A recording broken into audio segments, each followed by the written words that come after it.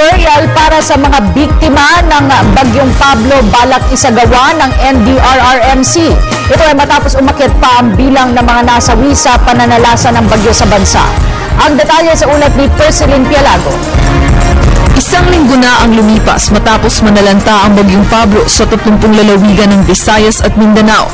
At kahit humina na ito at tuluyan ng naging low pressure area, patuloy pa rin ang pagtaas ng bilang ng mga nasawi.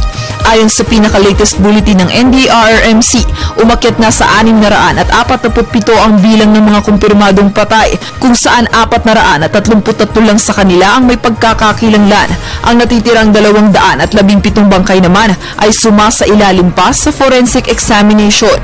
Kaya naman plano na ng ahensyang magsagawa ng mass burial sa loob ng 48 hours para sa ang problema ko lang itong 217 na walang nagkiklaim. Bibigyan natin sila ng decent burial para sa ganun ay hindi ito yung spread of diseases.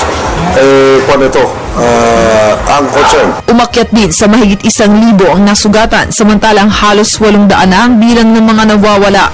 315 sa kanila ay ang mga mangingisdang naiulat na nawawala sa General Santos City, samantalang ang karamihan ay inaasahan na magmumula sa landslide sa New Bataan, Compostela Valley. I hope kung pa sila ngayon, buhay pa, hindi ako nawawalan pa ng pag-asa. Kaya nandiyan yung Navy at saka yung Philippine Coast Guard na naghahanap ngayon kasalukuyan. Nasa halos 30,000 naman ang bilang ng pamilya na nasa loob ng 172 evacuation centers. Hanggang ngayon, nangangailangan pa rin sila ng donasyon tulad ng pagkain, tubig at gamot. Kailangan din nila ng mga tinatawag na non-food donation tulad ng mga tarpaulin, damit at flashlights. Umabot na sa mahigit 7 bilyon ang bilang ng pinsala sa infrastruktura at agrikultura.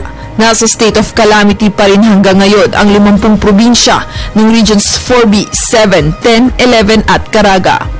Para sa Telebisyon ng Bayan, Persilin Pialago.